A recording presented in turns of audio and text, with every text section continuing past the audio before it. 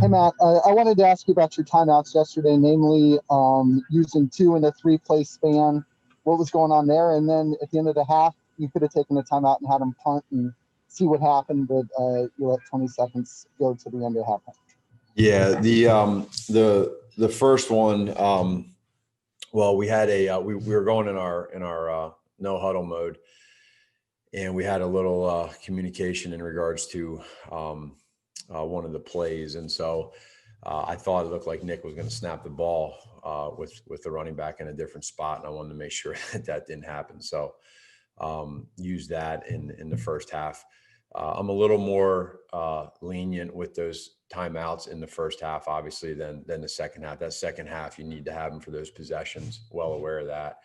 And then so that was those 2 timeouts right there, were communication errors in regards to getting lined up the right way, and we just wanted to make sure that we didn't waste a down in that situation.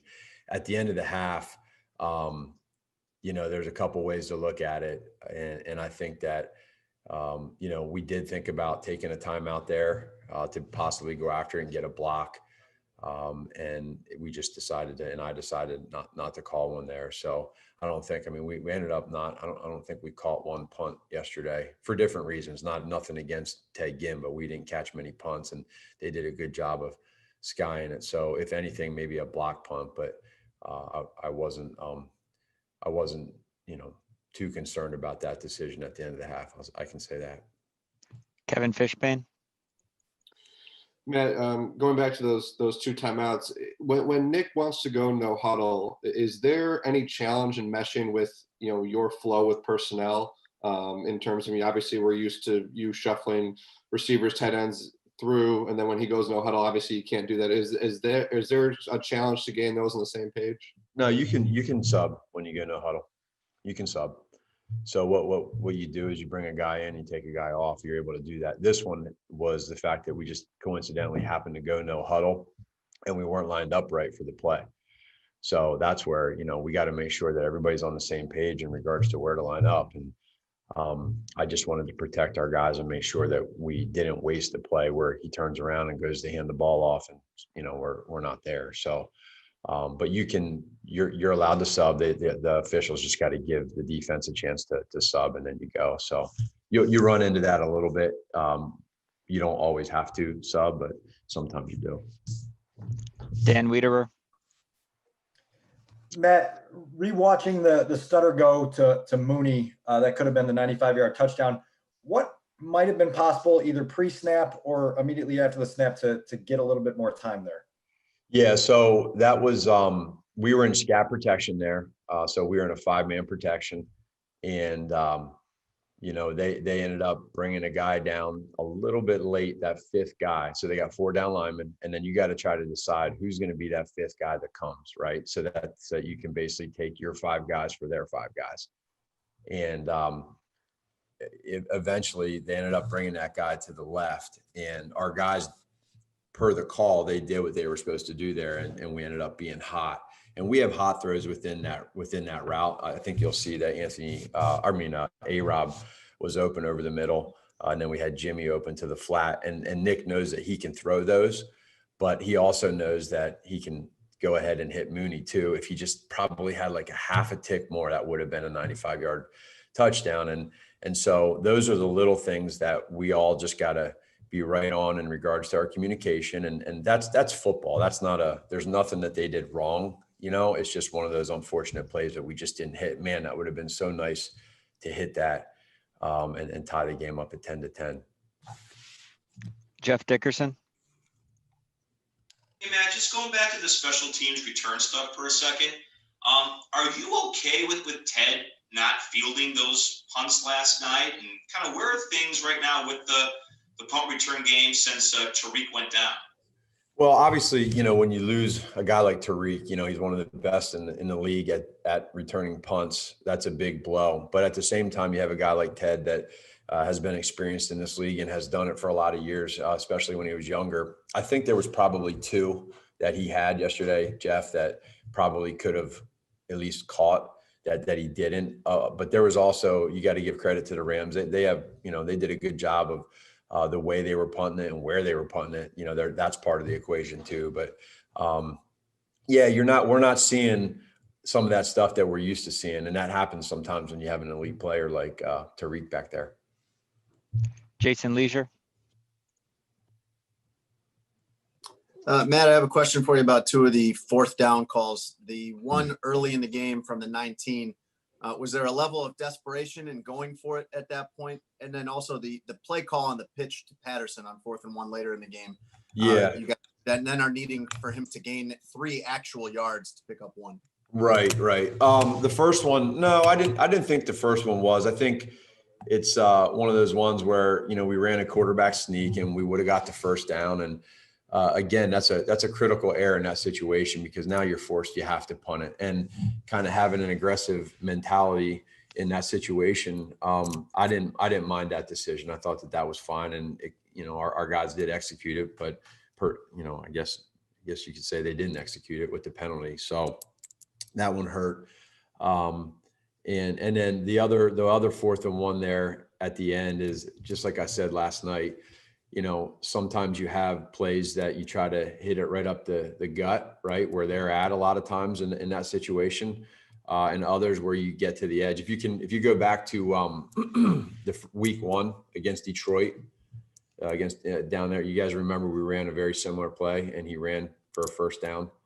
It was very similar there. So, it's a play that when it works, it's good. And unfortunately, when it doesn't work, it's not good. So it's just kind of what we got to live with. And I wish we would have made it, but we didn't. And got to get better at those situations. JJ. Matt, I want to ask you about there's the 3rd and 5 play at the start of the second quarter where Nick he had the 2-yard gain to Darnell Mooney. There are 3 free rushers coming at him on that play. Does that affect a quarterback as the game goes on when he sees a play where it looked like Anthony might have been open there, but he can't get that throw off because he's got, Leonard Floyd, Aaron Donald, and Taylor Rapp coming at him? Yeah, I mean, and I know exactly what you're talking about. And that was a play where he ended up, you're talking about the one where he threw it to Mooney a little bit high. Yeah. Hit, yeah. And that's just one of those deals there where, again, if you have an ability he did what he was supposed to do, put it that way. Nick did. He did what he was supposed to do with getting that ball out. And that's just part of the play and part of the protection as well. I guess, how does that just affect a quarterback throughout the game when you have plays like that where he's just under so much pressure and has to get the ball out that quickly? Well, it's going to affect any quarterback. And again, I think that's natural. It could, the greatest quarterbacks to ever play this game, when there is some heat and some pressure. And here's probably the biggest thing for everybody to look at, I would say, and just for myself playing quarterback my entire life, is when quarterback is hard is when you can't step into your throws. That's when quarterbacking is hard. And so I think when you guys are watching tape and you're looking at things, like that's the biggest thing that we want to make sure with our offensive line is, hey, there's going to be times, I'll say this too, playing offensive tackle, when that's hard is when you're too deep in the pocket as a quarterback, right? So you get edged. So there's a little bit of a balance there in regards to, okay, when you take your footwork, are you protecting your tackles by setting up in the pocket? And then when you do step up in the pocket, do you have the ability to step up in the pocket or not? And that's kind of that's what's hard, is making sure that you have both of those. And so we're working on all that right now, and it's a little bit of a process, but we're fighting through it, and we're going to continue to work each and every day, getting as best as we can at that quarterback position doing that, and at the tackle position doing that. Adam Johns. Hey, Matt, I wanted to ask you for clarification on something you said about Cole last night to end the Zoom call. When you said that you need to be aware of that, understand that, and start using him more. Is that something you had to realize, or is that something you needed to hear from maybe Clancy or from Bill on things with him? No, we all know. I mean, I think it's pretty evident with what Cole's been doing here since we've got out, got out of training camp and into the season. Now, you never know how he's going to be the first couple games. And, you know, it's not easy. Your first NFL game, your second NFL game, your third. And now here we are. And we played 7 games. And when you think about it, you look down 7 years from now when he's, you know, having an unbelievable career, you're going to look back and say, man, we were getting that antsy at 7 games into his first year. But what the fact of the matter is that you saw yesterday, he's making plays. And there's a trust element there. I think you're starting to really see, and it's growing. And when you have a ball thrown your way, when you're absolutely covered and you make a play, that's neat to see. So that's why last night when I said that, there's emotions involved there because you feel that, but at the same time, Cole has done everything we've asked, and it's no hidden secret that we want to get him more involved in this offense, and whether that's in the run game and or the pass game. But for sure, he's doing a great job. Couple more for Coach. Chris Emma. Matt, you spoke last night about starting the evaluations on offense with yourself. Where do you feel you are as a play caller? And is that a role that you would consider giving up to Bill Lazor or somebody else on staff? Yeah, you know, like I said, I always I look at all that, and that's the very first thing that I look at is that. And so I talk to our coaches, and we talk through that whole process. And I'm really honestly not opposed to there's no opposition from me if we feel like that's what the issue is. And so we look at that right now where we're at. That's not where we think it's at, but at the same point in time, I'll always continue each week to look at it. I mean, I'll say this too, when you're in a little bit of a rut, like we are, a lot of bit of a rut, like we are right now, you have to look at everything. And sometimes even if it's just a little bit of a change somewhere too, you have to be able to do that. No one here, coach and or player, has too big of an ego to think that it's not them, right, as a player or a coach. So we talk through those kind of decisions, and you know, we just keep evaluating and rolling and seeing where we're at. Hub. Matt, specifically to your point about when it's hard to play quarterback, when it's hard to play tackle, and that situation you're facing right now, it would seem that one solid or potential answer to that is to get a more mobile quarterback, to have some athleticism back there. And I'm wondering if you're not at the point where you don't have to at least look at the possibility of giving Mitch another chance. Yeah, no, I think you could look at that a bunch of different ways. I mean, there's when you say that in regards to a mobile quarterback, I'm not so sure that that's the answer with that, with what we're talking about with the drop back of a quarterback and the tackle situation. We have a lot of confidence, and I have a lot of confidence in Nick right now with where he's at. Again, this is a process for us to work through, and it's not just one person. It's really not.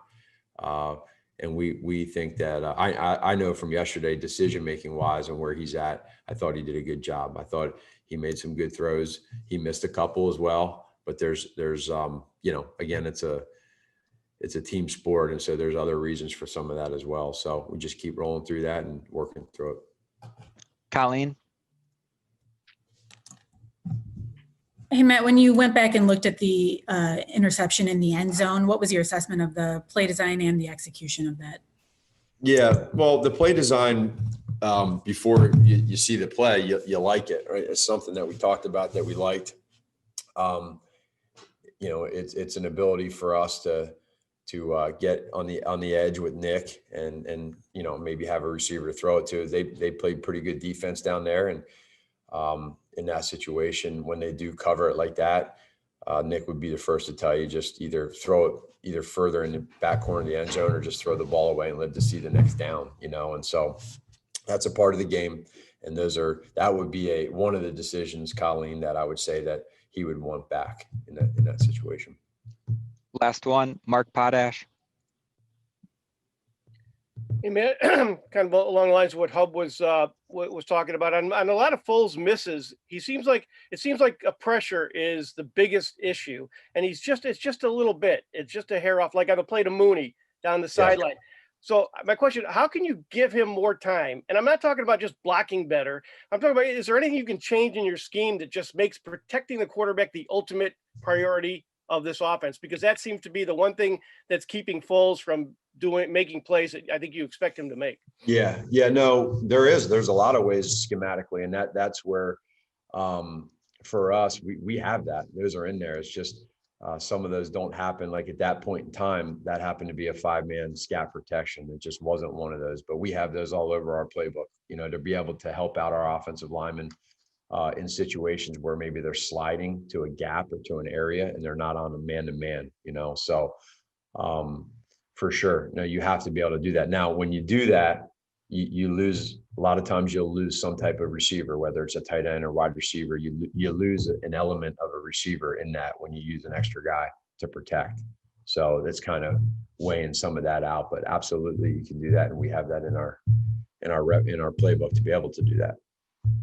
Thanks, Coach. Okay. Hey, Nick, I wanted to ask you about 2 plays. First, the interception in the end zone, what your vantage point was on that throw. And then in the third quarter, when you were backed up and Darnell had the double move, what you saw on that play and what caused the timing to be just a little bit off on that one. Yeah, so the first one, they take away our first read. So I was trying to get it to Mooney in the back of the end zone, and they made a nice play on it. That was unfortunate. And then the second one, they were bringing an extra guy to the left, so I was hot. So there's a guy coming off the edge, and we had a double move on. I just didn't have enough time because of the nickel pressure to really step and throw it. So I actually had to throw it right when he's starting his break and let it go because of, they did a really nice job on that play disguising a blitz that we weren't at that time. Our call was different. JJ. And Nick, I wanted to ask you about a conversation Brian Greasy said he had with you that he relayed on the ESPN broadcast. He said that you told him sometimes play calls come in and I don't know, and I don't have time to execute that play call. Is that something you've communicated with Coach Nagy, and how do you get on the same page with your coach in terms of that play calling? Yeah, that was definitely a miscommunication with Brian and I. We do these pregame conversations the day before the game just to give them information. That conversation, Coach Nagy and I have a great conversation on the sidelines. So there might be times where we go through it beforehand and say, hey, what do you think? And there's times where you got to get the ball out quick and whatnot. But in those situations, like Matt and I have a great relationship on the sideline with conversations and everything. I think, in that situation with Brian, it was just a miscommunication of words because that's not what I was trying to bring across in that conversation. Right. Could you just be a little more specific in what the miscommunication was with that? Say that again. Well, could you be just a little more specific with what the miscommunication was with that? Well, what he was trying. So when Coach Nagy and I talk on the sidelines, we'll go through plays in different situations and go through the defense. And I'll be honest, like, hey, right now, maybe get the ball out quicker. They're bringing some pressures, whatnot. So we were talking about game situations and game, different, Coach Nagy and I's conversations and our relationships. So part of that was, the detail, hey, maybe we don't have the time right now for this type of drop because of what they're bringing and the pressures they're bringing. It's easier with that to, hey, 1, 2, 3, ball out. So that's where the miscommunication lies. Is those are actually conversations Coach Nagy and I have on the sidelines, so that when we go to the field, we're ready to roll. And I think that's a valuable relationship I have with him to be able to talk like that and understand specifically. And y'all heard me talk about, each game is its own entity, so you have to understand how to play it in the appropriate way. Jason Leisure. Nick, with all the struggles you guys have had, what do you feel is right with this offense right now? That's a tough question. I think the biggest thing is, throughout the season, at times we've been able to make plays to help our team, to put us in position to either come back in games or win games. Tonight was not one of those examples. We didn't play well offensively. And it's tough. It's, you go out there and you prepare all week. You want to go out there and you give it your all. And, the Rams did a nice job on us tonight. They did a really nice job. They played fast on defense and, disrupted us. But in the grand scheme of things, this is one game, and it's been a crazy season, and obviously we've talked about this a lot, and my mindset is continue to look at it, continue to have these conversations, continue to work through this, because the season does continue on. It doesn't stop right now. It's never easy. It really tests you as a player, as a person, because it's not easy. You come to your locker, you hurt for your teammates, you hurt that you weren't able to make enough plays, that we lost, but ultimately it does, allow you to grow, because it ultimately sucks, but you have to learn how to get through it. So that's the stage we're at as a team. We've been fortunate to come out back in some games, and this was not one of them. Pat Finley. And Nick, on the pick that got tipped, what did you see when you were rolling left and throwing it? The first one? Yeah. Yeah, so they came down on a mill, and then I was trying to shoot it to the corner of the end zone to give Mooney a chance to make a play. So the defender made a nice play tipping it to his teammate. So unfortunate, Deion Miller. Nick, if you and Matt are having these great conversations and you feel like the offense is ready to roll when you take the field, what do you feel like is, as he said, so obviously off right now? Yeah, I mean, if I had the answer right now in this moment, we probably wouldn't be, talking about it. But I'd say just, keeping it real. This is where you test your culture. This is where you test the people you work with, whether it's the coaches and the players. Like, who are we going to be? Are we going to be in it together, or are we going to go against each other? That's sort of the crossroads. And we're very fortunate to be, at 5-2. Everything's in front of us. Season's not over. I think that's important to remind every single person, not only in the locker room, but out there, the season's not over.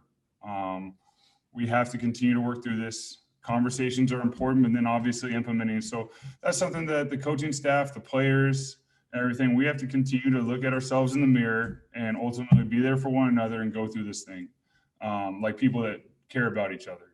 And it's the toughest part of sports, but I know someday when I'm done playing this game, I'll look back and miss these moments in the sense of, wow, that's where those special relationships are made.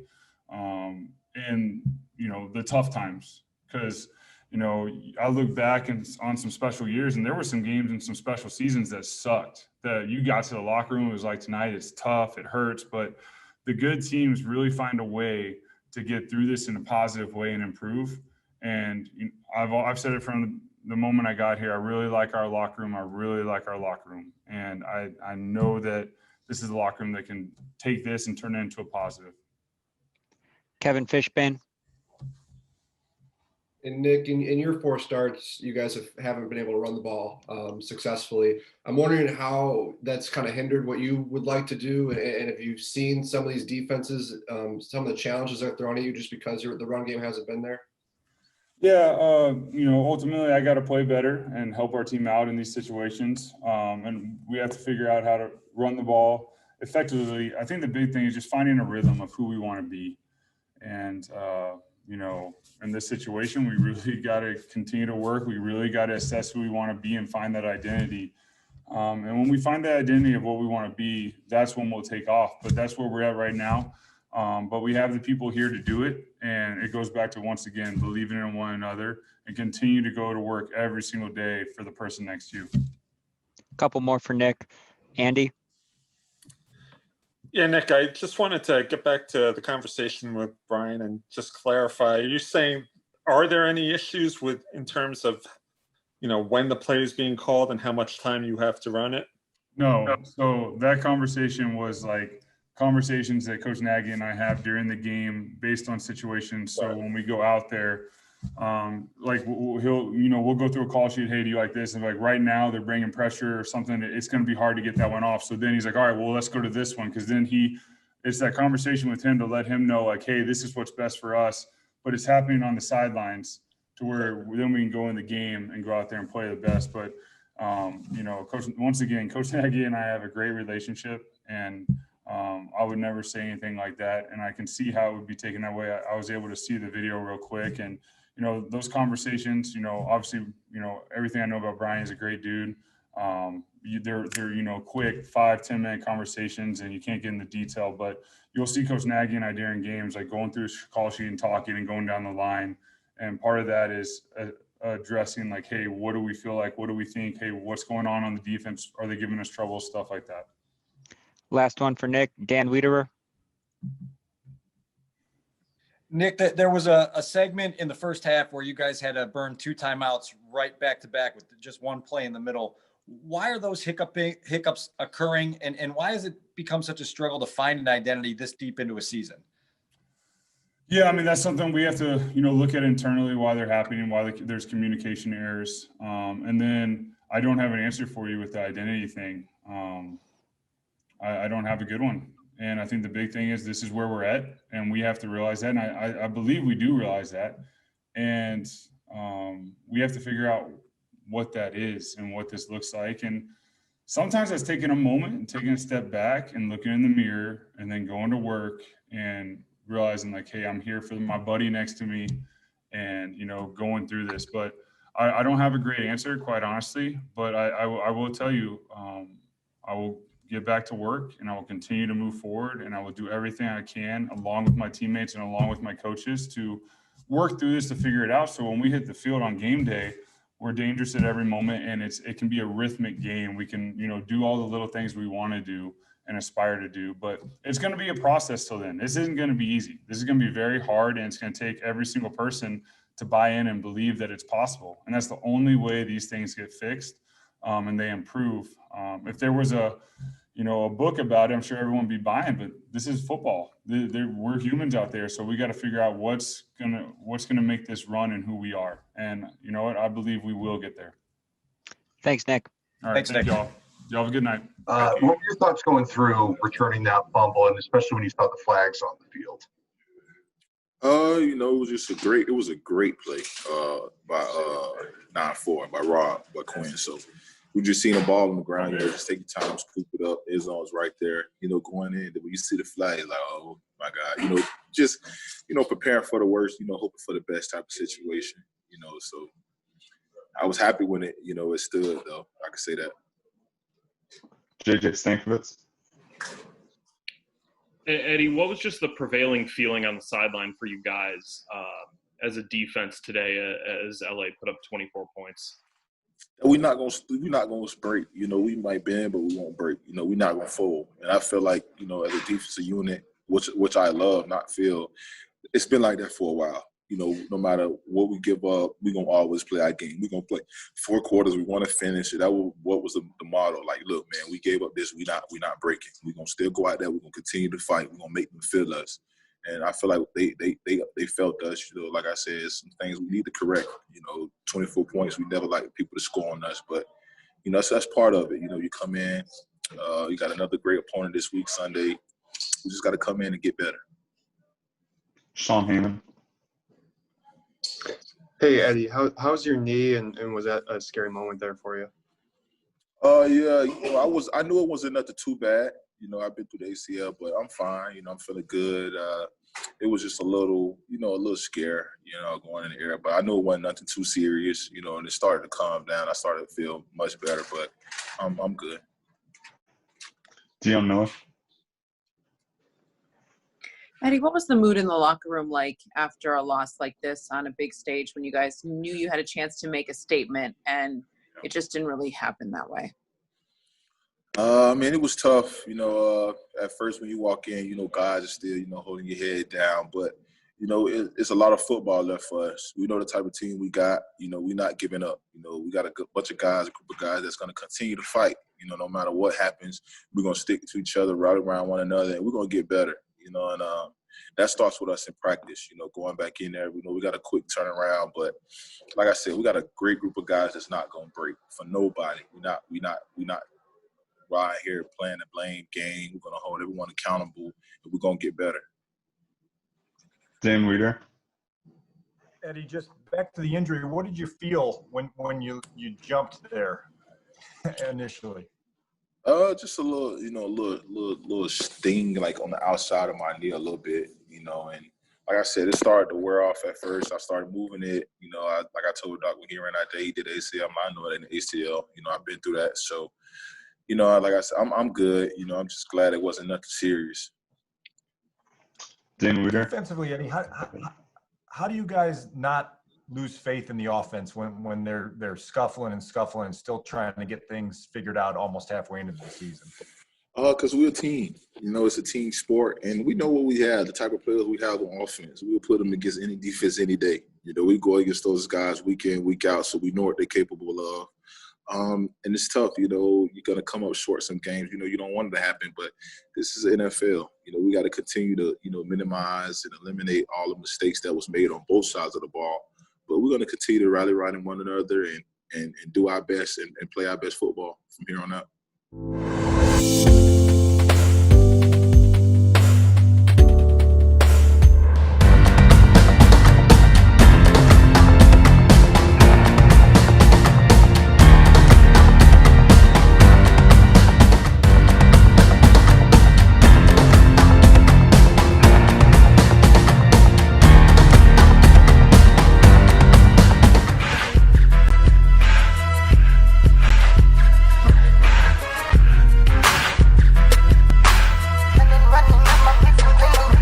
It's the freshest radio show in town. Feeling marvelous, I've been with Jerry Riles. It's the freshest radio show in town. Feeling marvelous, I've been with Jerry Riles. WCPT. WCPT. This the coldest sports show.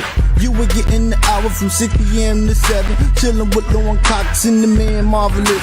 Shout out to Mr. Riles and the Italian style. You what sports is the only politic. WCPT. WCPT. It's the freshest radio show in town. Feeling marvelous, I've been with Jerry Riles. It's the freshest radio show in town. Feeling marvelous, I've been with Jerry Riles. I first say, would you rather lose pretty or win ugly? I think that we'd rather win ugly. Is Nick Foles the answer? You know, we're going to see once they get out on the field and start putting it together on the offense. But the inconsistency of Trubisky over these last few years, it's just, even in the year that we had a great run, what you saw, I think, last year was the inconsistent offense, wasn't producing. I thought the play calling was very pedestrian. My mother would whoop me if I was lying once a day, once a week. Welcome, everybody, to the Rewind Sports 60 on 8:20 a.m. This is the fastest hour in sports conversation, and I am joined by my esteemed panel, Dan Marver, Marvelous One, and Jerry Riles, the amazing Jerry Riles. How are you guys? We're doing good. What's up, Lauren? What's up? I'm your host. I'm Lauren Cox, and we want you guys to join in the fastest hour of sports. Call us at 773-763-9278. Again, that's 773-763-9278. We want to hear from you guys, and you can also check us out on Facebook. We are streaming live at The Rewind Sports 60. So I want to get right into it. It was a hell of a game last night. Dan Marver, the Marvelous One, I know you were all over it. What are your thoughts on that amazing upset last night? You mean the Northwestern over Maryland? Not quite. No, I thought that the Dodgers were going to be one win away from winning the World Series when morning broke, but the Rays rallied in the ninth inning and won the game, so it's 2-2, so it's best of 3 now. But I was actually enthralled by the Big Ten. I mean, there were three big upsets. Rutgers won, and Purdue, and of course Indiana with big wins. But of course Ohio State, Michigan, and Wisconsin held serve. But I thought that the Northwestern win over Maryland was a little surprising because they really had a strong offense. They have a graduate transfer quarterback who was at Indiana, interestingly, and his first name is Peyton, so maybe they got something there. Okay. But in terms of the NFL, I mean, the Bears are 5-1. It'll be interesting to see if when we come in the air next week, hopefully they're not 5-3 because they got the Rams and the Saints. So That's those are right. two tough games, followed by the Titans, of course. But be that as it may, I mean, this is really going to test them, and I guess we'll get into some of that as we progress here today. And don't forget, it's almost the 100th anniversary of radio coming up. I read this. In 1920, the first commercial station was, I believe, November 2nd. Isn't that interesting? 1920. So, Cool. So we should celebrate that. And then we'll have daylight will. time, of course, ending at the same time. So See? a lot of stuff going on. And 2 months till Christmas. And don't forget about a little election that may be coming up very soon. I'm done. I don't have to listen to those, to the stupid ads anymore. Well, you still have to hear the stupid ads. No, it was funny. In my polling place, they had a stick ad for a state representative that wasn't even in our district. Stop it. I'm not Stop kidding you. it. There were 2 ads for Jan Chankowski, who's in a different district than the one Brad Schneider represents, which is my district. So I thought that was quite interesting. It's getting hot and heavy. Somebody didn't get the memo. No, absolutely. And I have to bring in the amazing Jerry Riles. Jerry, talk to me a bit about that game last night. Unbelievable, Lauren Cox. Unbelievable. It was a sportsgasm yesterday. It was a sportsgasm yesterday. And for those of you who are not really familiar with what a sportsgasm is, it was yesterday fun-filled from top to bottom, from 11 o'clock a.m. all the way until the wee hours of the morning, so to speak. There was sports televised all across the country. It was fabulous. It was phenomenal. It was outstanding. It was dynamic. It was exciting. It was exhilarating. It was just a hell of a lot of fun. And unfortunately, there always has to be a winner and a loser. But in most cases, the teams that I was supporting, they were winning. But Lauren? Yes. Unbelievable game last night. Game Crazy. 4 of the World Series between the Tampa Bay Rays and the Los Angeles Dodgers. Unbelievable finish.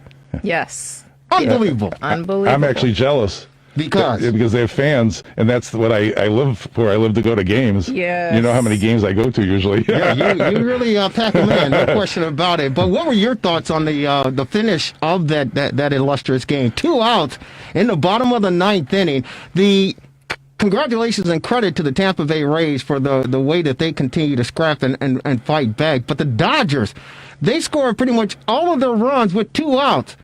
With 2 outs in the inning, and you thought that they were on their way to, take a commanding 3-1 lead in a best-of-7 series, but the Tampa Bay Rays, and that's why they're there, they've been scrapping all year long, 60-game season, but they've been scrapping all year long, and unfortunately for the Dodgers themselves and for their fans, the 2 miscues, but I was screaming like and no offense to women, but I was screaming like a girl last night. It was unbelievable, Lauren. Well, I was screaming like a girl too, because I that game was just, like you said, you just absolutely thought the Dodgers everybody thought that they would be up 3-1, and there was a change in plans. But what I am most interested in finding out is how they're going to respond, because they talked to them a bit after the game, and they said, we're an experienced team, we're not going to let this rile us, we've put this behind us already. And you think about Tampa, and it's like, okay, how are they going to react? Obviously, are they going to be energized? Are they going to, is it going to be a hangover? Like, what is that effect going to look like? And I just can't wait. Yeah, I mean, the Dodgers have more familiar names because they've been there so often, but they haven't won the series since the 80s, isn't that right? Yeah, 88. Yeah. So, I mean, they may end up not winning this one, too, because Tampa's a scrappy team. They are a scrappy team, and it's unfortunate for the Dodgers to have the miscues, and back-to-back miscues in the bottom of the 9th when it was the most costly. And, of course, Will Smith, he's got to be beside himself. And because Muncie's relay to him at the plate was right there. Yeah. And he thought it was going to be a bang-bang play. It was a good sweep tag. Too bad nobody was there, including the ball. Well, exactly. And that, you saw Dave Roberts in the dugout. It was just exhilarating. And for me, as far as the Dodgers are concerned, because you're right, they've been there numerous times. The preceding program, the Rewind Sports. We're on the air. That was the fastest. You're not kidding about the fastest hour. We're still on the air. We're still on the air. Wrong computer. But we're still on the air. But yeah, it was Dave Roberts in the dugout. His reaction, it was fantastic. But you go from thinking that we got this, and again, we're taking a commanding 3-1 lead, and yet Clayton Kershaw in Game 5 to finally bring it home. Whatever the case may be, as far as the Dodgers are concerned, they continuously, year in and year out, run up in front of some roadblocks, whether it's the Cubs when the Cubs win the series, or of course the Houston Astros with their cheating, and now what's going on with the Rays. So I'm pulling for the LA Dodgers. One particular reason is the fact that Magic Johnson has ownership in the Dodgers, and I want to see him have the success that he so desperately, I think, is well deserved. But you're right, Marvelous. Yeah. I mean, they haven't won the World Series since. Yeah. Well, I mean, after today, they have to travel back to Los Angeles. So I mean, we'll see what happens. You're crazy, man. This has got to be their year. Oh yeah, that's right. It's all in Arlington. You're crazy, man. LA. Right. Well, that's the only other thing. Sure. I'm not. I understand and I feel, but it's going to be kind of bittersweet for me if the Dodgers win, because you got that bum and those Lakers that win the NBA title, and now they're in Major League Baseball. Right. You know, those cities. I mean, Tampa won the NHL this year, and maybe Tampa will be strong in the NFL if Brady gets it together. But he lost today. Yeah, did they lose? Yeah. I thought it was 23-22 or something like that. Something like that. I don't know. It was, as far as the NFL is concerned, and we're going to be talking with Bruce Herron, our weekly contributor, as far as the Bears are concerned. They are off today. Why? Because they are on Monday Night Football, taking on the Los Angeles Rams, Lauren. Woo-hoo. And wow, this is a big game. Bruce Herron will be joining us to help break down that huge game. And Lauren, you tell me, all week long, we've been hearing on Sports Talk Radio, we've been watching on the sports shows on television, whether it's locally or nationally, that this 5-1 Bears team is not really a really good 5-1 Bears team. Exactly. What have you been hearing? What are your thoughts on that? So I have on my Bears shirt today. Go Bears! To give them some extra love, attention, and everything else, because they're going to need it for that game tomorrow. You know, and that's the thing with them. I look at their record. Right. I want to believe their record. I look at the defense. I believe the defense, but I'm just not as confident as I would like to be heading into this game. Why? Because it just seems like they don't have it together. They don't have it together. The defense is good. Foles is up and down. Nagy's play calling is, I don't know. The run game, they don't have it together. And they're playing a team that does have it together. For coaching, you know, the quarterback, what's his name? Jared Goff is doing well now. The defense is stellar. They got the two good wide receivers. They have it. Right. We don't have, what do we have? We got a stellar defense. Right? We got a stellar defense. That's not enough. Where's the offense? Well, it is enough. It's a simple fact that we have a 5-1 record. Lauren, think about this.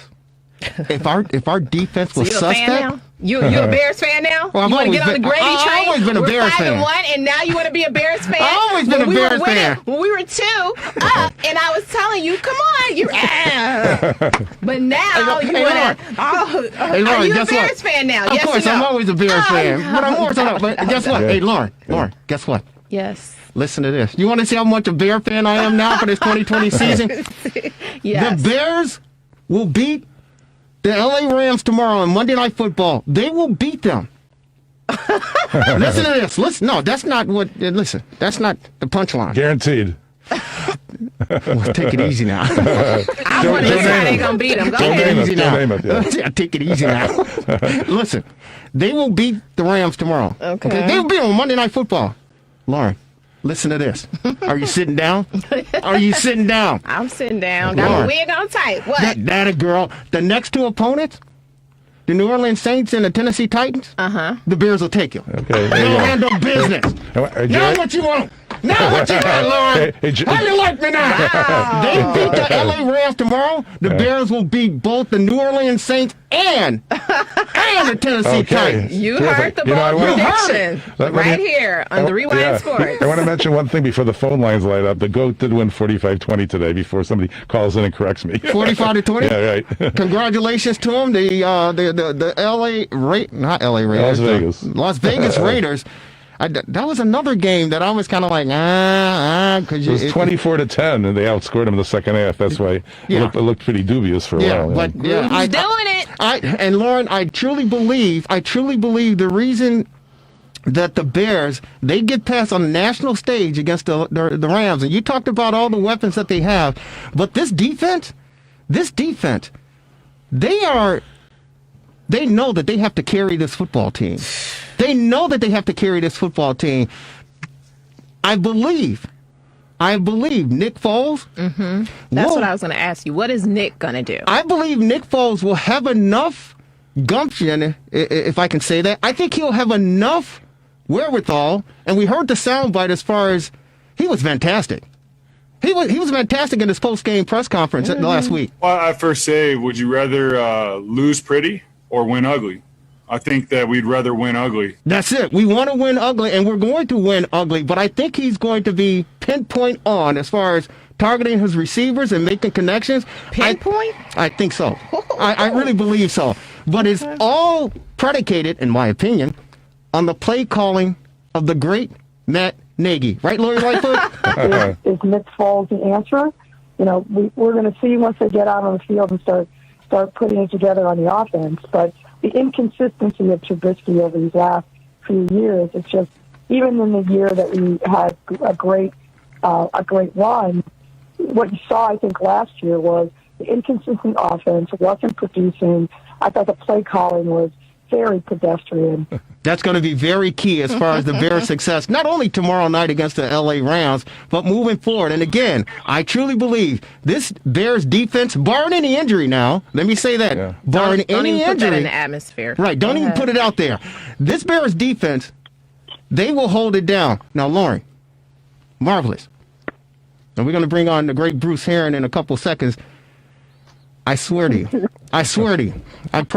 I pray to God all the time, and I pray to him again on the Rewind Sports 60 WCPT 820 AM. Lord Jesus Christ, my Savior in heaven, please, thank you for football, thank you for baseball, thank you for basketball, even though the Bulls won it and the Lakers won again. I'm sick of that. Hey, we got to do something about that. LeBron and that No, I'm not thanking. No, Lord, I can't thank you for that one. I can thank you for MJ, but I can't thank you for that one.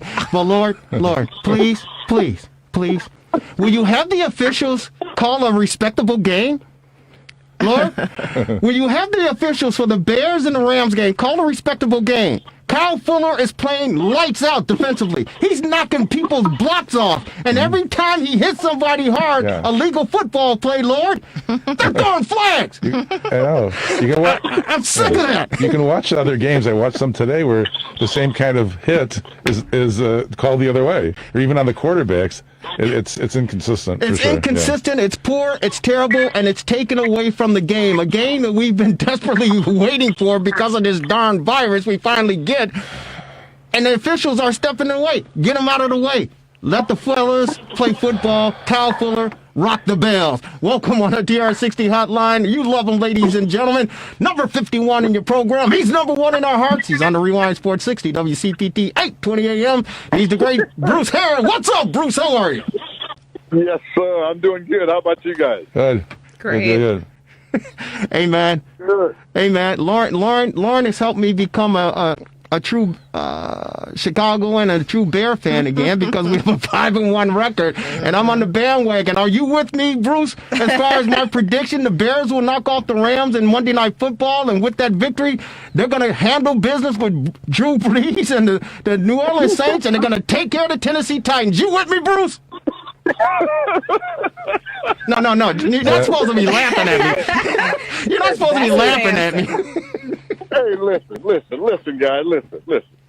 The Bears defense are gonna show up and they are gonna act a fool. And I'm telling you, they're gonna kick some ass tomorrow. Oh boy! You know what? the defense has found they found out something. They found out something about themselves, and what they found out is that if they can get out and set the tone of the game, the offense will follow. I'm not worried about Nick Foles, man. Nick Foles is going to be Nick Foles. He's going to do his job.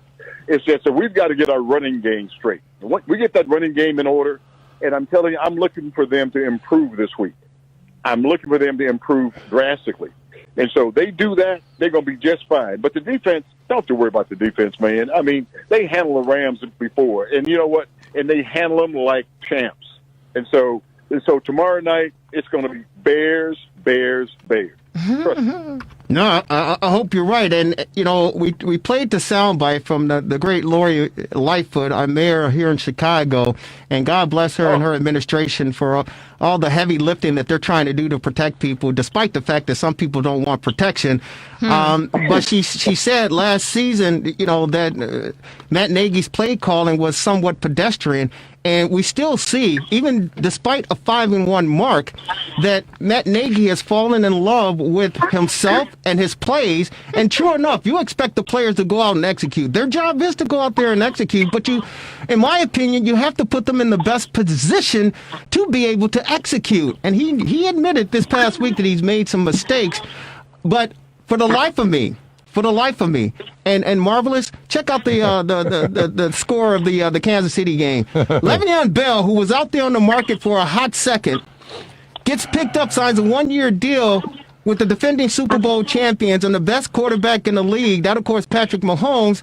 And Andy Reid utilized him as a running back to keep the defense off balance. But the Bears and Ryan Pace didn't even entertain the idea of going after Le'Veon Bell. They won't give the rock to the kid, David Montgomery, who they got out of Iowa State. I don't understand it. I don't understand it. So the defense, it's all on their shoulders. But I agree with you, Nick Foles. He's got to be put in a position to be able to execute effectively in order for this team to have some success. Yeah, you know what? I agree with you. I think there was some play calling snafus last week with the play calling from Matt Nagy. But Matt Nagy is a competent head coach and a play caller, and he understands that he calls some plays that he probably should not have, considering the results. But to be truthful with you, Matt Nagy is going to call a hell of a game. And I just, you know what? I'm a great believer in this Bears defense, man. This defense they've come alive, and I really think that they're gonna come out to play tomorrow night, and they're gonna put some whooping on the Rams. And I'm telling you, man, I'm looking forward to it. I think it's going to be a hell of a game. The Bears are probably going to win by 7, at least. And you know what? The Mayor Lightfoot, I tell you what, I love that lady, man. I'm telling you, she's superior, and she loves football. I met her personally last year on the field when the Bears had all the alumni out, and I met her on the sidelines, and we took a picture with her. My wife and I, and we had a great time with her. She's just a fantastic person, and she loves her football. And so, if she says the Bears are going to kick butt, you can trust me, the Bears are going to kick butt. Guys, this is Dan here. You know, I wanted to give Jerry that score. The Chiefs won 43-16, so Mahomes is now 6-1. Although Deshaun Watson isn't doing so good. They lost to the Packers today. Right. But here's the thing. The Packers. You know. But here's the thing. Okay, how's our defense going? I think we're going to see a lot of passing from the Rams, probably, and our running game. I mean, is it going to improve? Those are the two questions I have: defending the Rams' pass and improving our running game. Those are two keys, I think. How about you guys? Yeah, you know what? You're absolutely right, man. The Bears have got to get their act together with the running game. I mean, that's something that they have to get. They have to fix. But you know what? Our defense, man, we've got one of the best defenses in the league.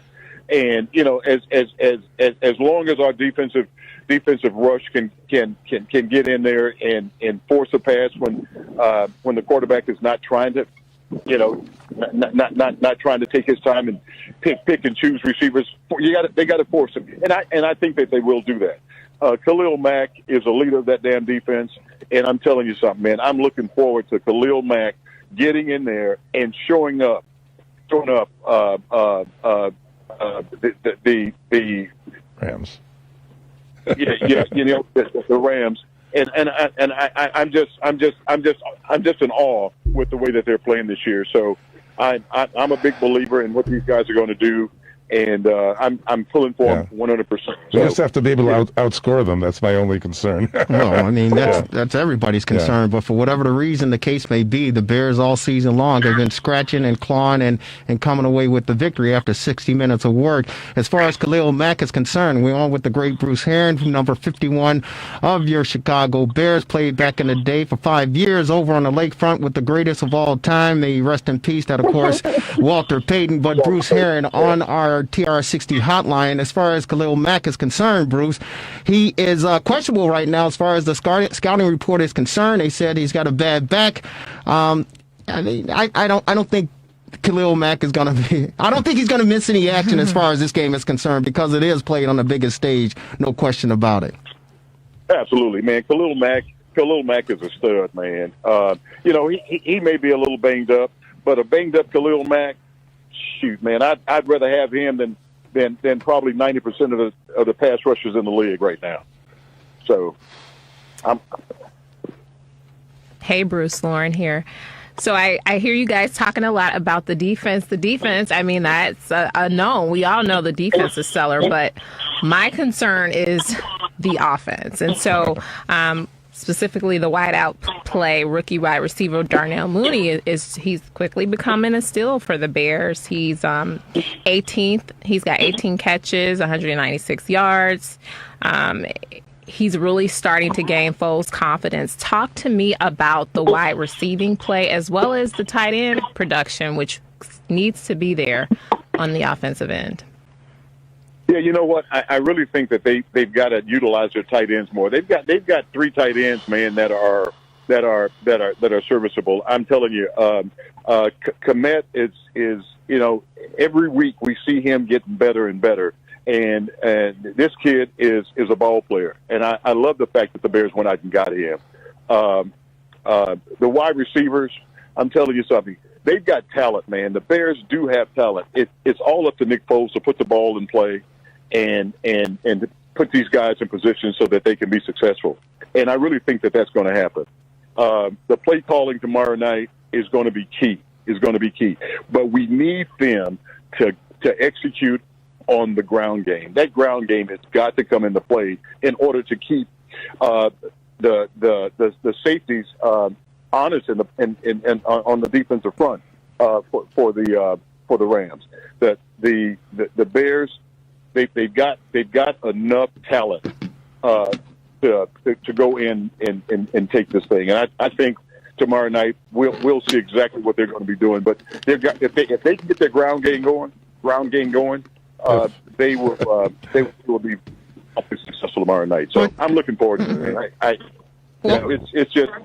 It's just a matter of getting out and believing in yourself and getting it done. Yeah, I understand that, and that's great bulletin board material, Bruce. That's great, rah-rah speech. That Jerry, stuff you're is killing me, man. No, dude, Bruce, I'm trying to be real. This is real sports, real talk, just plain real, and I'm trying to be real, man. And the reason I put it out there like that is the fact that it sounds fantastic. Lauren is absolutely right as far as the receivers are concerned. How effective can Nick Foles be? And the Bears need to establish the running attack. But Bruce, you played the game at the highest level. The Marvelous One, myself, Lauren, we've been watching. Our listeners, everybody that's tuning in on the Facebook and YouTube, we've been watching this sport. We've been watching this game. And we know the game. What do you know? The game is won and lost in the trenches. And when we look at the offensive line of the Chicago Bears, it don't look like we gonna win, man. It don't look like we gonna win. And no offense to those guys, but that offensive line of the Bears, listen, God bless Nick Foles. Because if I got hit half the times that he got hit, I'd be on a stretcher in Mercy Hospital, and they're about to close Mercy. That offensive line, brother, that offensive line is, hey, they got to come ready. They got to bring their lunch pail and their Howard hats and play for 60 minutes. Because if they don't, it's going to be a long afternoon for that Bears offense, brother. What do you think? All that if stuff you're talking, Jerry. Yeah. That if stuff is going out the window, man. The Bears are going to come ready to play. Okay. Man. I'm telling you, they're going to come ready to play. You just, you know what? Let's sit and watch. And you know what? After the game, you need to call me so I can tell you. Hey, Jerry, I told you. No, hey, you can do what our good friend Henry Hackney does. He calls me up during the game. I go, Henry, the game is on. We're trying to figure out the game. We're trying to watch the game. He calls, I can't have a conversation. I'm watching the game. You call me at halftime, but you can't call me during the game. I can't do that, man. No. Man. Don't blast Henry, man. Henry's my bud, man. Henry knows what he's talking about, dude. I love him. He's the best. He's outstanding. So are you, Bruce. So your prediction as far as this Bears game tomorrow against the Rams, it's big time. It's all the lights are on, man. You think the Bears got a victory? Yeah, 27-20, man. My man. 27-20.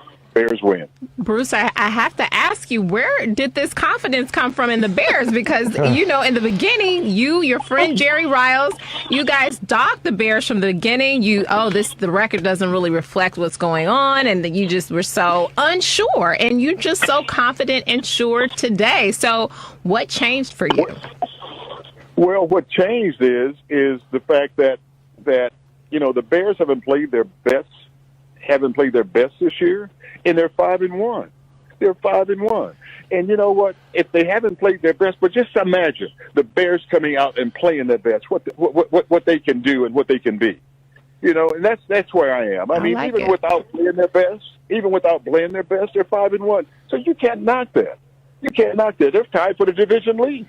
I mean, you look at Detroit, how they won today. I mean, in Minnesota is, I don't know what's happening with Minnesota. Minnesota is just a shell of what they were a year ago. Mm-hmm. Cousins is what happened in Minnesota. Damn. Right, and then Green Bay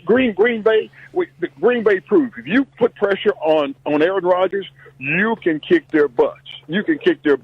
Tampa Bay. You know what I'm saying?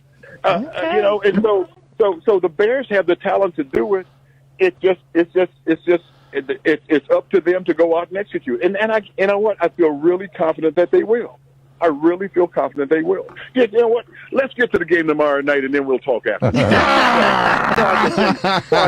So I can tell you I told you so. There you go. Hey, Bruce, it's always a pleasure, man. We're going to spring in and let you enjoy the rest of your Sunday evening. And we want to say hello to your fan base who are continuously and steadily growing week in and week out, supporting the great Bruce Aaron, brother. Thank you so very much.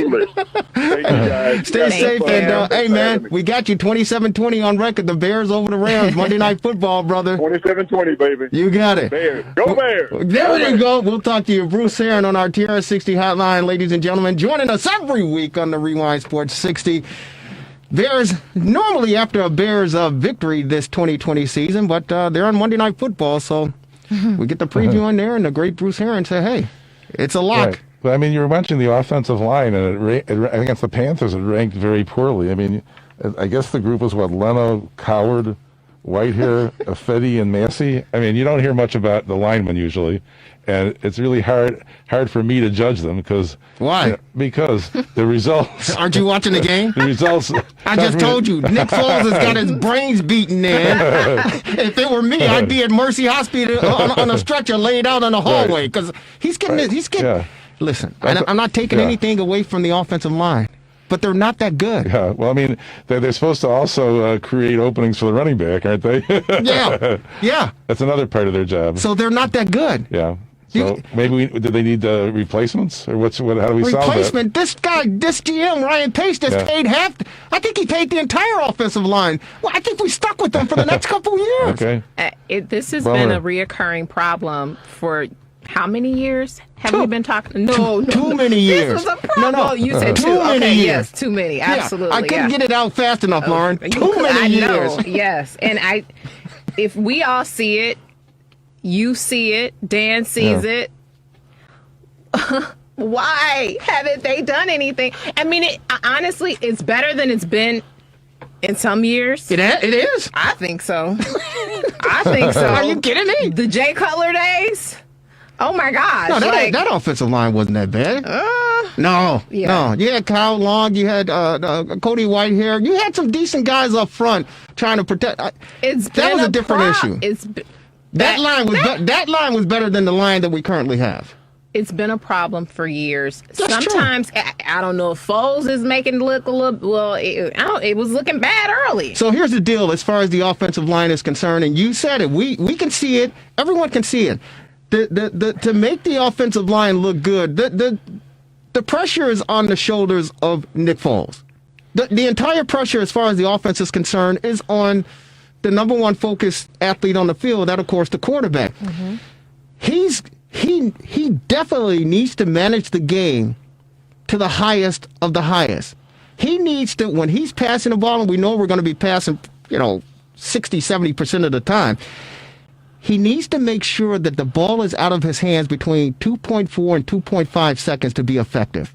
He needs to make sure that he is on point as far as moving this offense down the field. And we know that they're capable of doing that. Now, the important thing about that is the fact that once the ball is released in 2.4, 2.5 seconds at the most, he's got to make sure that he's accurate on his target.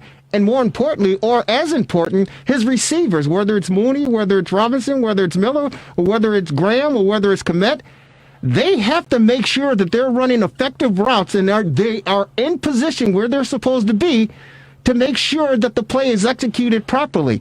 If one of those three components or one of those components break down, it's going to be a long afternoon for the Bears, or a long evening for the Bears. But Nick Foles, it all starts with him, because that offensive line, they're not going to produce. They can't. They simply aren't that good to be able to produce at the rate that we need them to produce at. So Nick Foles is going to have to pick up some of the slack and be effective as far as passing the ball is concerned. Now it comes down to the play calling as far as Matt Nagy is concerned, because if you're effective enough in calling your plays and your players can go out and execute, this is going to open up, hopefully, the opportunity for David Montgomery to get a handoff every now and then, because we know we're not running the ball. Yeah. But once he touches the football, you'll keep the defense honest if he can pick up 4 or 5, 6 yards a pop. Hey, Jerry, isn't this partly Pace's problem? He's drafted exactly 2 tackles in his 6 seasons, and neither one has played a single play for the Bears. He's terrible. Yeah. He's terrible. He's a terrible general manager. He is terrible. Okay. Well, Lauren, you just said it. Obviously, some people don't see it. How many years has he been here? 6. Okay. Lauren. No. You said it. If I can see it, you can see it, he can see it. If we can see that these guys aren't good, we can see this. And we're not new to this sport. We can see this. There's something wrong with the player evaluation. There's something wrong with the scouting. I mean, the glaring issue, obviously, is the Trubisky pick. It's glaring. So how much time does he have? I mean, what is it heat on him this year? Because you could tell it was when he tried to bring in Nick, which still wasn't a stellar plan, in my opinion, or move. So is the heat on him? Is this a do or die year? It should be, but as long as the Bears continue to win, they have a 5-1 slate. I just told you, they're going to win that Monday Night Football game. Bruce Herron just told you, they're going to win 27-20 against the Rams. They're going to improve to 6-1. Okay. They're going to be knocking on the door as far as the Seattle Seahawks record is concerned in the NFC. As long as the Bears continue to win and progress, Ryan Pace is going to look like a hero. It's reminding me of the Le'Veon Bell thing with Quentin Spain of the Bills. Dimps. Quentin Spain was available. He's a what? A guard from the Bills. He released him, and we didn't sign him either. Like we didn't sign Bell. Yeah. So I simply, and here's the deal. And Quentin Dimps, our fearless leader on the Rewind Sports 60, we miss him dearly. I called him. You heard his intro. He put that together. But Quentin Dimps loves Ryan Pace. Yes. He loved Ryan Pace because they were together down in New Orleans. Ryan Pace, I believe, is a good guy. I believe he's a really good guy. But that doesn't make him an evaluator as far as talent is concerned in the National Football League. Oh, please. We saw what happened with the White Sox and Ricky Renteria. Mm-hmm. He's a nice guy. Yeah. He's a great developing guy. but he's not a manager on the highest level as far as baseball is concerned. You know what Leo DeRocher said? And let's play two. Oh, that was Ernie. Nice guys finish last. Yeah, nice guys. And the Sox didn't want to finish last, so they got rid of the guy. Listen, this is just my theory. It's business. It should be business, but it's poor business. It's poor business as far as the Bears are concerned. Yeah. And I do feel for Matt Nagy because I'm sure he looked at this thing, and of course, they don't want to say it. They don't want to reveal it. They don't want to put it out there publicly. But I guarantee you, Lauren, he's looking at this. He can't. Matt Nagy looking. He said, "What the? This? What the hell am I going to do with this?" But in the public's eye, hey, these guys are great, and they have to execute. We're doing great, and he goes, what the hell is this? This guy, he's full of. Remember who was you remember the Bears' worst player? Mike Ditka said that he was the worst player ever. Who's that? Stan. What was that? The lineman. Oh. You remember what was his name? Stan. I can't think, but it'll come to me. He said it was the worst ever. Mike Ditka didn't hold his tongue. He didn't bite his tongue. He said, "This is the worst." We know that, don't we know that? Yes, we certainly know it firsthand. I'm here. Right, when he hung up on us. Stan Thomas. Thank you. Thank you, Devin Tingle, our great producer. Stan Thomas. He said he's the worst football player, the worst I've ever seen in my life. Ditka didn't pull any punches. These guys, they're not going to tell you. They're not going to tell you. He can't do that. What do you mean he can't? He can't. He's saying it as much as he can, but he can't come out and say these players suck. Why? Because that's totally inappropriate. It's inappropriate for us to have to sit there and watch this crap. Yeah. Hey. Lauren, listen. Nationally, the guys who played the sport at the highest level, the Michael Irvins and the Louis Riddicks and the Troy Aikmans and all these guys who played. Yes. They look at it and they say, these guys they're not good. This offensive line that the Bears, they say this. They're not good. But for some reason here in Chicago, we can't say it. I see it every week. We can say it. You guys say it. But they can say it. They can say, hey, you know what? Jay Leno Jr., you're not playing well. Jay Leno Jr., you're not playing well. You stink. Robert Massey Jr., you're not doing well. You guys, you stink. You stink. We deserve better. You got rid of Jordan Howard to bring in this David Montgomery, and then you don't use them. Don't bring it up. So through 6 games, the Bears ranked 28th in yards per game, 28th in rushes per game, and 26th in offensive DVOA. So. Is that an arrest warrant? DOA dead on arrival? Sounds like it. Did you say DOA dead on arrival? Pretty much. That's what it sounds like. Why are we so bad? Let's name the defensive stats. So it's the opposite. They're in the top 5, if not the best defense. The defensive side of the ball, I love them for the simple fact that they're like, hey, you know what? We only can hold up our end of the bargain. They got to hold the other team under 20. These guys are flying around, whether it's Roquan Smith, whether it's Robert Quinn, whether it's Trevathan, whether it's Akeem Hicks, and he is the anchor of that defense. Whether it's Khalil Mack, whether it's Kyle Fuller, whether it's Eddie Jackson, whatever the case may be, whether it's the rookie Jalen Johnson, the defense, they say, we got this. We are playing football, and we are going to knock the living hell out of whoever is coming our way. And again, I pray to you, Lord. I love you. I love you. Show some love this way. When Kyle Fuller puts a hurting on somebody, Lord, please, don't have the officials interfere with it. Don't.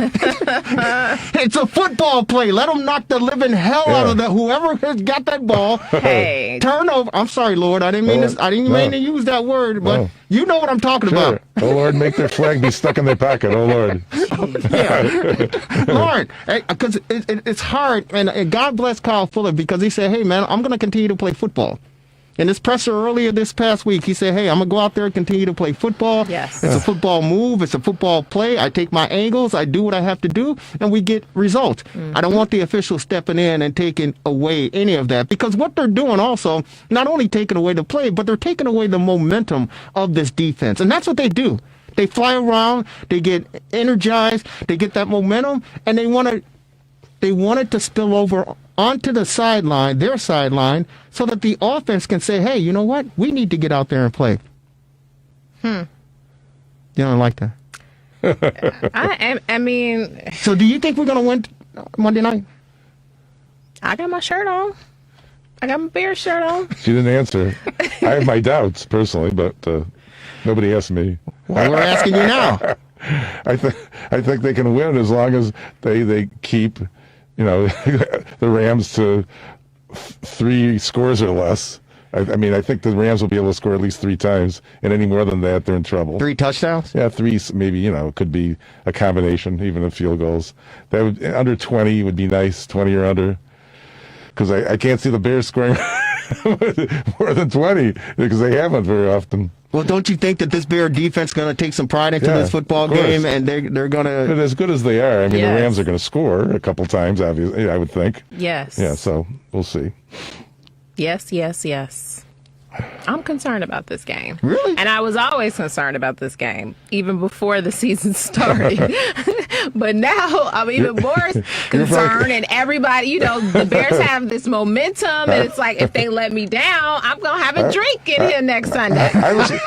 I was personally concerned by week 7 if the game would be played. I mean, that's pretty good too. That seems to be kind of, Well, that's the one thing I'm mellowing out a bit. And again, I which is a said we blessing. just experienced a great sportsgasm on Saturday because of all the college football that was taking place, and of course there was even golf going on, and there was boxing. I don't even watch. I mean, sometimes I watch MMA and the UFC, but I mean there was all sorts of sports, and then of course the baseball game to take it over the edge. But I am happy, ecstatic, and elated that the fact that we do 7 weeks of football on the National Football League level, but we've got to. We pretty much have a World Series champion ready to crown in the next couple of days or whatever. Right. I didn't think that we would get to this point. Mm-hmm. I really didn't. They were smart to do a bubble for the playoffs. That helped. I think. Well, I mean, they learned from the NBA and of course the National Hockey League. Right. And of course, before we're out of here, if you want to join us, our number is 773-763-9278, 773-763-WCPT. And the NFL may do the same, by the way. They need to. Yeah. Well, especially going into the second wave. Right. I mean, and, things seem to be pretty good this week. I mean, and as far as the Big Ten's concerned, they have no domes, and their season's going to be in the second half of the. It's amazing. The weather gets a little. Did you iffy. see the end of the Penn State Indiana game? Yeah. What did you think of the play? I mean, I don't know. You can touch that cone, the marker, right? But what if you're out of bounds? Well, that's the whole point with that call. I know. It looks like he's out of bounds to me. So, well, here's the deal. The unless his leg be above the chalk. I don't know. It was pretty close. It was the ball and hitting the marker, the cone, yeah, right. But that. The line, the end zone line, it goes to infinity. You know that. Okay, yeah. It goes to infinity. So you could be airborne and you cross over with the football. Right. But I'm talking about his knee on the sidelines. No, but it was the ball. He had gotten the ball. Okay. The question from my understanding was when he placed the ball down, did he place it down out of bounds first before it hit the cone? Or did it hit the cone first before it touched out of bounds? Okay. Or was it exactly at the same time? That was the ruling, but I was wondering if his knee or his buttocks were out of bounds. It was pretty close. Well, no, the closeness came where the ball touched the ground. All right. That's where the closeness came in at, and that's what the controversy was.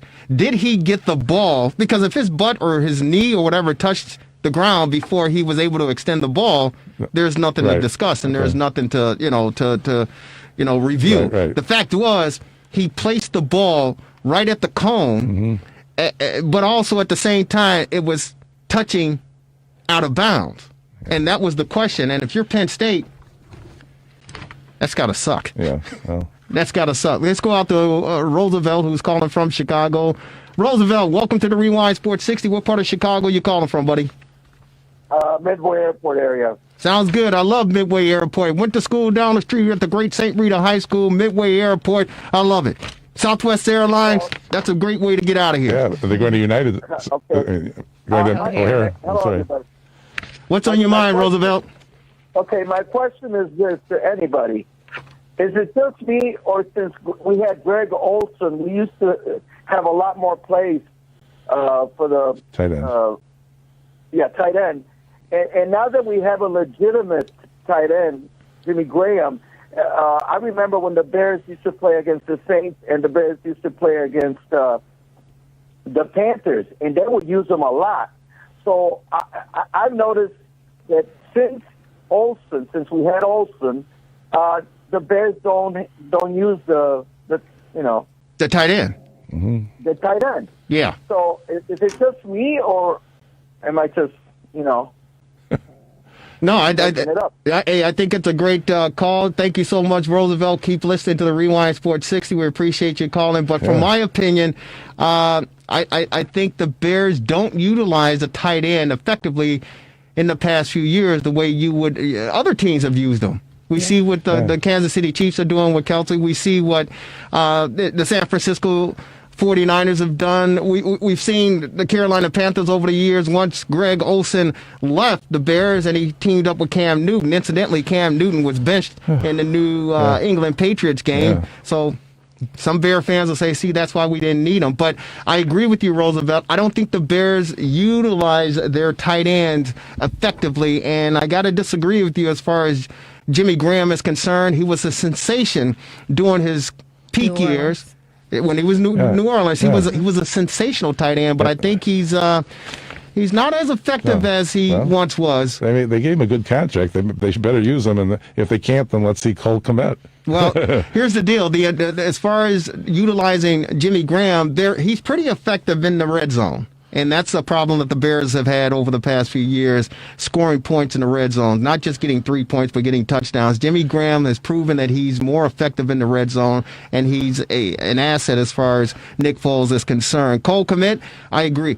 The kid, you need to get him out on the football field, in my opinion. If you get Mooney out on the football field, and he's projected to be a superstar on this next level, I think with not the pedigree, but with the resume of Cole Kmet from St. Viator to Notre Dame to the Chicago Bears, I think you utilize that kid. I think and that's the whole thing as far as Matt Nagy's offense is concerned, is modeled after the Kansas City Chiefs and Andy Reid, who uses his tight ends effectively, hence Patrick Mahomes loves them.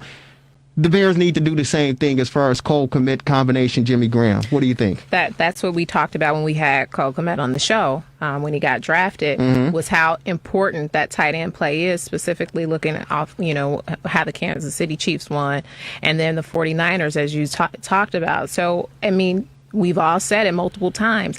That has got to be something that is seriously looked at and perfected. From Nagy's standpoint, we talk about it all the time, the tight end play. And what are they going to do with Cole Kmet?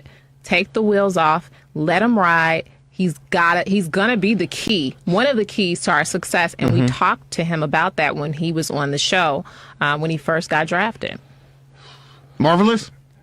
I agree. You on vacation over there? I agree totally. I just want to make sure before we forget. I don't want anybody to miss our show next week.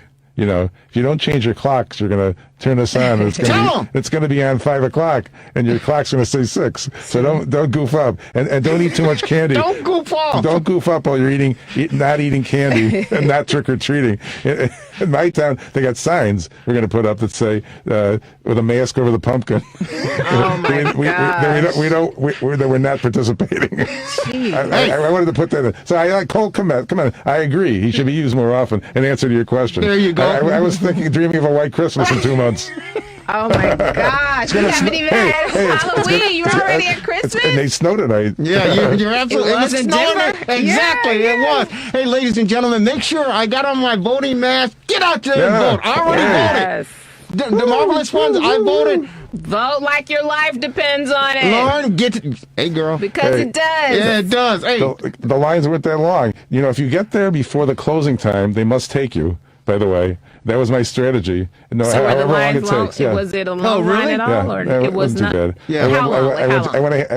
It took me about a half hour, then maybe 40 minutes. Oh, that's not bad. But that's the key. If you get there before they close, they have to take you. Good, and they should. And that's when the lines are the shortest. That's I think. good. Yeah. Hey, listen, and you know what? So now they're working. Now that I said that. Hey, listen, everybody, you have your choice. If you're a Republican, make your choice. You're a Democrat, make your choice. If you're neutral, make a choice. But just choose the right guy. That's all I want you to do. My mother would whoop me if I was lying once a day, once a week. Don't choose the lying guy. Just choose the right guy. That's all you have to do. Please. So don't be out there lying. Don't do it. Listen, the great Barack Obama. The great Barack Obama. Barry. I love the guy. I mean, I just miss listening to him. He's unbelievable. Yep. And it's finally, I mean, every time this guy speaks, it's like, remember when they, All in the Family? Those were the days, and you knew where you were.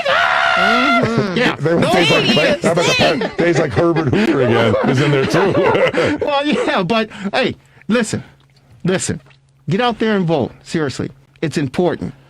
And Barack said when he ran for president, I think the second time, 61% of people who were registered to vote came out. Yeah. He said, wouldn't it be wonderful if we got 70% of the people to get out there and vote, 75% of the people to get out there to vote. 80. Get out there and vote because it needs to be, because we've already have over 50 million people who've mailed in, including yours truly. Yeah. Get out there and vote, ladies and gentlemen. You mailed it in, you trusted the mail. You know when the highest I actually, and Devin Tingle said he's voted as well. I actually went to the library, the Wheeling Library in the great Wheeling, Illinois. I dumped off my ballot there. My daughters they voted down in Champaign. Are you sure it's a real mailbox? Because they was putting some phony mailboxes. I took pictures and everything. In California, they set fire to one. Thanks to the beautiful, lovely, talented, outstanding Lauren Cox. Hope your mom is doing well. Thank and you. Of course, the marvelous one, Dan Marver, the outstanding producer, Devin Tingle. Ladies and gentlemen, this has been another edition of the Rewind Sports 60 on CTT 820 AM. Check us out on Wednesday, Comcast, Channel 17, Channel 19, Channel 35 on the RewindSports60.com. Take care, everybody.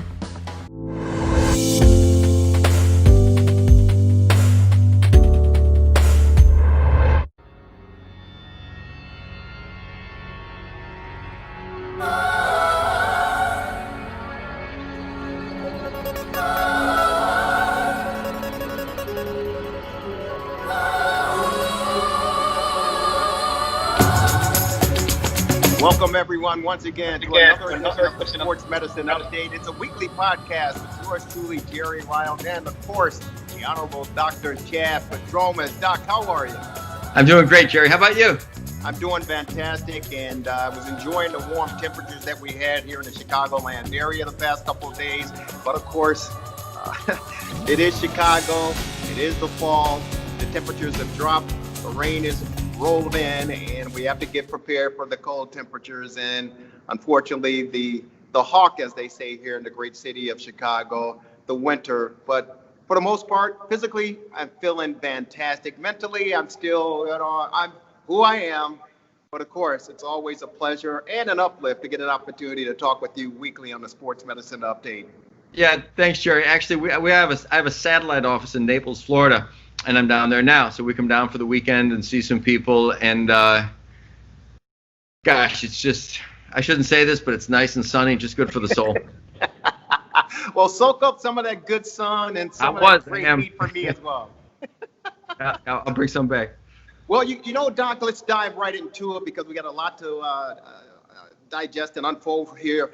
You know, the National Football League, the NFL, they're heading it already into the 7th week of this 2020 season during this COVID era, this pandemic. And we've seen some cases around the league, particularly even the Chicago Bears had a stint where one of their practice players tested positive for the virus. But we've seen some other teams, the Tennessee Titans, just to name a few, that have experienced some sort of the virus.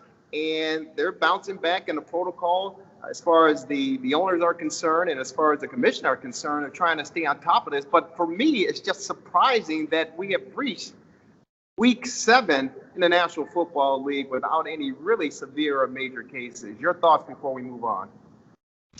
My thoughts are that, as I've been saying pretty much every time we discuss this, that it doesn't surprise me at all. I think things are fine. I think on all fronts, they're better than generally advertised.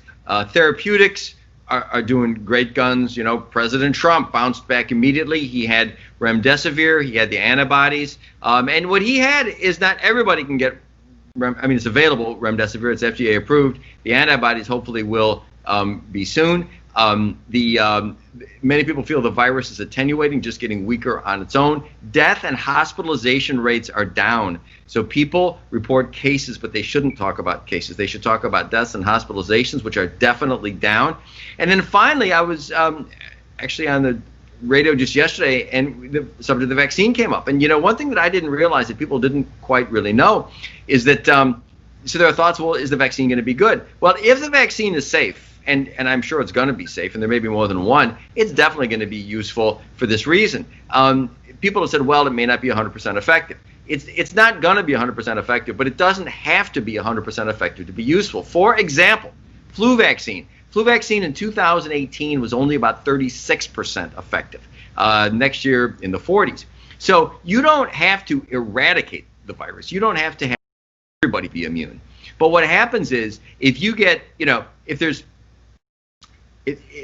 4 people in a room and 2 of them had it and they can't get it, that decreases the spread by 50%. And there's a thing called the RT or the R0, which is how quickly it spreads. All you need to do is exert significant downward pressure on the number of people that have it, and you drastically slow the virus. Because everybody has to get it. They have to get the vaccine or they have to get the virus. Not everybody, but enough people to bring herd immunity. So I think the vaccine, I've heard naysayers out there and people don't trust it because President Trump's may endorse it. But the thing is, it's not about President Trump. It's about the scientists. This isn't coming from him. And people should look at it. But, the FDA and the CDC, they're not going to let anything out there. In fact, they have a threshold of 50%. I almost think maybe that's too high. But my point is, the flu vaccine gets a minority of people, and nobody says don't do the flu vaccine. So I think the vaccine is imminent. The high-risk people should all get it. It's the equation for them safety-wise is through the roof toward the positive. So anyway, I think things are looking good. Well, hopefully things will be getting better, but I do know the National Basketball Association, the NBA, and Adam Silver, they're questioning the upcoming 2021 season as far as the number of games that they may be able to get in based on the numbers regarding the virus. Now, it's projected that the league is going to tip off December 21st of this year, December 25th of this year. That, of course, Christmas Day, but they're talking about playing a 70 or 72 game schedule based on, and I know you talked about the cases are not as important as the actual hospitalization and the aftermath as far as what this virus, tracking it is concerned. But the NBA are saying, based on the numbers, we've got to prepare ourselves, but we also have to protect our players. And right now, and it just came out, that they're looking to start the season December 25th on Christmas, but also, again, condensing the schedule right now to at least 70 to 72 games. And that can change as we move toward the end of this 2020 season. So the pro teams are looking for, and I know the National Hockey League are also, taking precautions on when they're going to start their season as well, because typically under normal circumstances, Doctor, we're in the preseason as far as the NBA is concerned and the National Hockey League is concerned. And really, we're at the start of the regular season because we're pretty much done through the month of October, which is really when these particular leagues start to get underway for their season. So we're definitely keeping watch on that and keeping tabs. And hopefully, as you stated, that there will be some type of control and we will be able to stabilize the numbers as far as this virus is concerned. But the leagues right now are siding on the side of caution, trying to protect their players. And kudos to the National Basketball Association for getting the players down in the bubble and getting through this. And congratulations to LeBron James and the Los Angeles Lakers on their NBA title. And, the World Series is underway. So there's a lot going on in the world of sports, Doc. But I hopefully, as you stated, the scientists are on top of this, people are being responsible, and we can get better control of this, and hopefully a vaccine is just around the corner sooner rather than later. But I did want to get into as far as what a lot of our viewers and a lot of our listeners are tuning in to the weekly podcast about, and that, of course, sports injuries. And you're here to help people better maneuver themselves as far as athletics are concerned, whether they're playing on the professional ranks, the collegiate ranks, high school ranks, or just the amateur athlete who's out there grinding on the weekends. In the National Football League, we know that the past week or so, a couple weeks ago, the starting quarterback for the Dallas Cowboys, Dak Prescott, suffered a severe ankle injury, and many of the outlets did not want to show the video, the footage, and no pun intended, because the ankle of Dak Prescott, when he was tackled, he held his leg up, and his ankle was literally completely turned around facing him, doctor, and it looked excruciating, and it was just a devastating injury. But did you have an opportunity to see the play, and can you educate us on the type of injury that Dak Prescott suffered when he twisted his ankle backwards? Sure. So it's an ankle dislocation, and I've seen these. I've seen them on the sidelines, and you can actually just kind of the ankle part of it you can pop back into place. The thing and so when the joint dislocates, ligaments tear, and in the ankle it's not the same significance as the knee. It's a terrible injury, but the ankle is a much less complicated joint. The thing that he also had is what's called a compound fracture. Actually, compound's kind of older terminology. The newer terminology is open, but it means that so the bone broke above it, and I don't know the details. Probably the tibia, maybe the fibula, maybe both. There's a big bone and a little bone in the leg. And then compound or open means that not only did the bone break, but there's bone sticking out through the skin. So this is a compound fracture dislocation. Now, actually, energy is dissipated into a joint or a leg, and if you dissipate some energy into the ligaments where the ankle dislocates, you generally dissipate a little less into the bone. So all else equal, the bony injury might not be quite as bad. But it brings to mind, I think the worst example of this that I've ever seen was Joe Theismann, who in 1984 or 85 suffered a compound tibia and fibula fracture. So he didn't dislocate his ankle. He broke the bone in the leg as Dak Prescott did, both bones. And the other person, of course, was Alex Smith, who did the same thing. Broke both bones in the leg with bones sticking out through the skin. So the worst part about these injuries is that broken tibias and fibulas and ankle dislocations generally heal, as we say, uneventfully. They're painful, they require aggressive surgical treatment, but the hooker is the open part of it, because open fractures or compound fractures have a greater propensity to infection. And Dak Prescott already had one stage of his surgery. I'm not sure exactly what they did. Sometimes they'll put a plate on right away, sometimes they'll delay, but definitely clean out the wound. The unfortunate thing, Alex Smith got an infection in his leg, and worse than an infection, he had an infection in the leg, which is bad. I mean, Tom Brady, for example, when he tore his ACL, unfortunately, had an ACL reconstruction complicated by an infection, which is a pretty rare event. It's a 1 in 100 event after an ACL, and then he had to have repeat surgery, which fortunately did okay. So that infection was treated, was fine. But in Alex Smith's case, he not only got an infection in the bone, and bone infections can be quite severe. He got what's called sepsis, which means the infection got into his blood.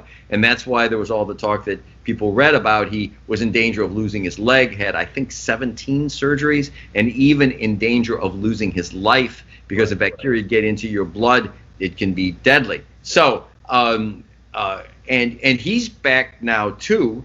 Joe Theismann, interestingly, came back the following year, and as I recall, and don't hold me to this, but as I recall, he failed his physical the following year, and it would have been about a 2-year fix. The tibia is the slowest healing bone in the body because it's a big bone, and it doesn't have a lot of muscle around it, and you get the muscles around it provide healing tissue. So he failed his physical, as I recall, his first year back, and I think, perhaps would have been able to come back at a second year, but at that point, as I recall, he retired.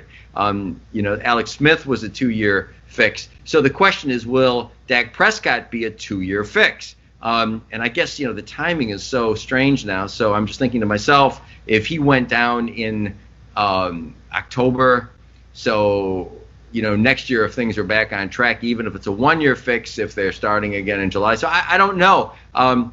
The chances, the ankle dislocation, and that's the thing that looks so gruesome to people, because the deformity in Joe Theismann's case was from the bone being broken, Alex Smith's too. The main gruesome looking deformity in Dak Prescott's case was the ankle being dislocated. That should heal.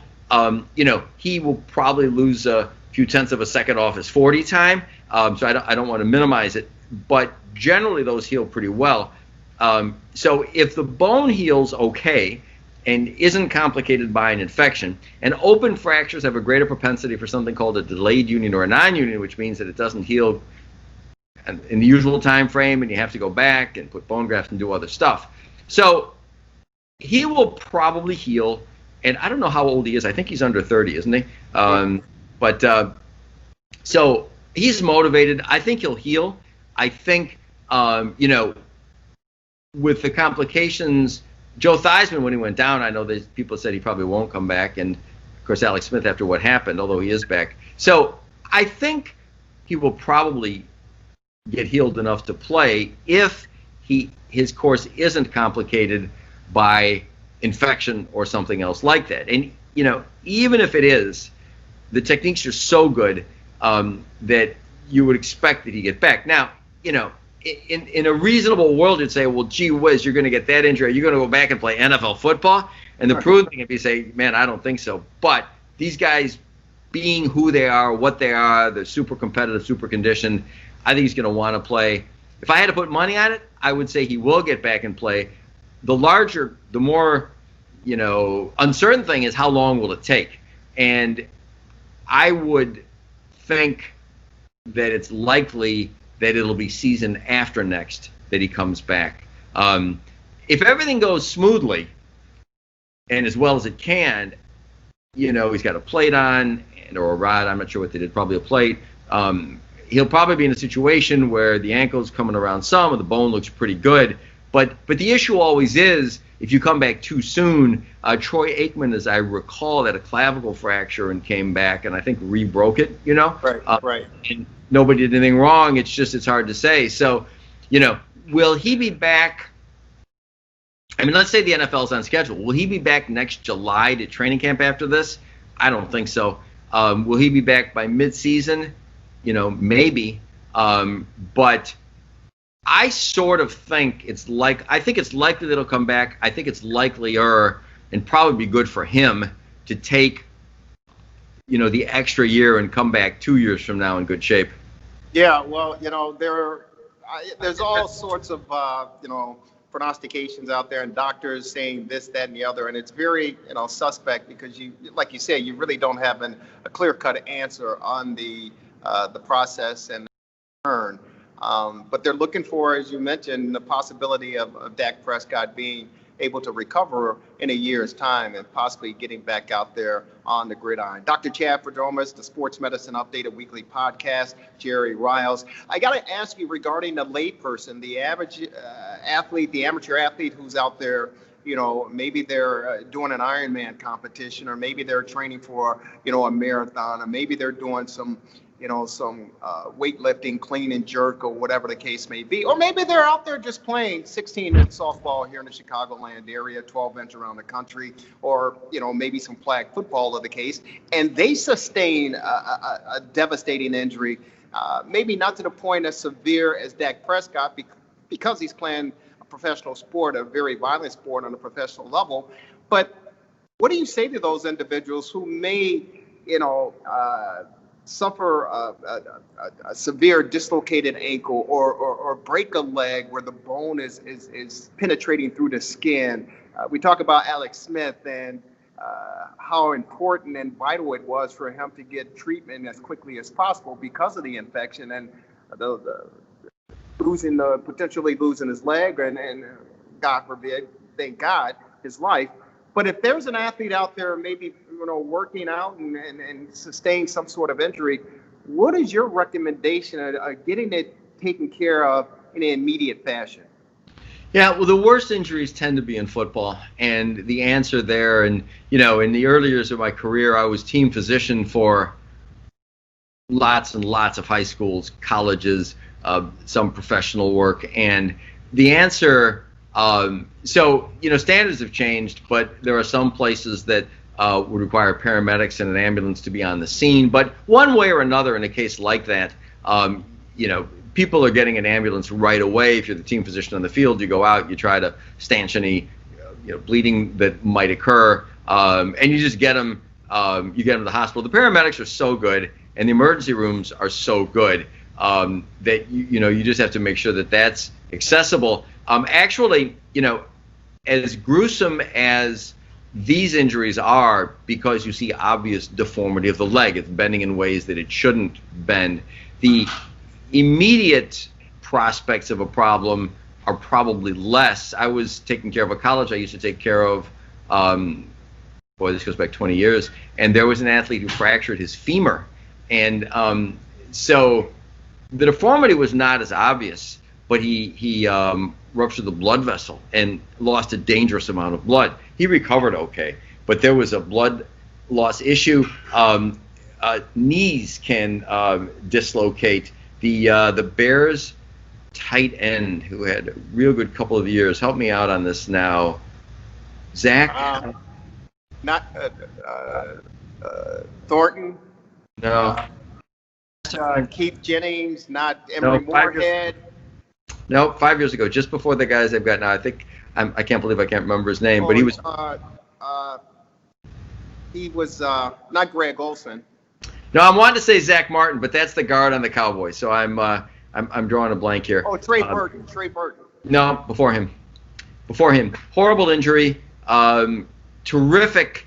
It took him a while to get on the field. Had a terrific year. Terrific pass receiver. Gruesome injury. Ligaments. But the point I'm getting at is it wasn't Trey Burton. Before him. Before Trey Burton. The years just before that, he was the last. He was the tight end immediately before the guys that they have now, and I think his first name was Zach, unless I'm losing it here. But I can't. I'm blanking on his last name. This is maddening. But he sustained a knee injury. I think it was in the end zone, and he came down, and his leg like buckled or so. And it looked gruesome too. You could see it, and it bent sideways. I don't remember exactly, but the point I'm getting at is that you can, if you do that, if you tear enough ligaments around the knee, you can rupture arteries and you can damage nerves. I believe he had nerve damage from what I read. I'm not sure about the circulation, but the thing is, those injuries can result in amputations if they're not recognized. So they don't always look quite as gruesome. His did, but I've seen ones that didn't. So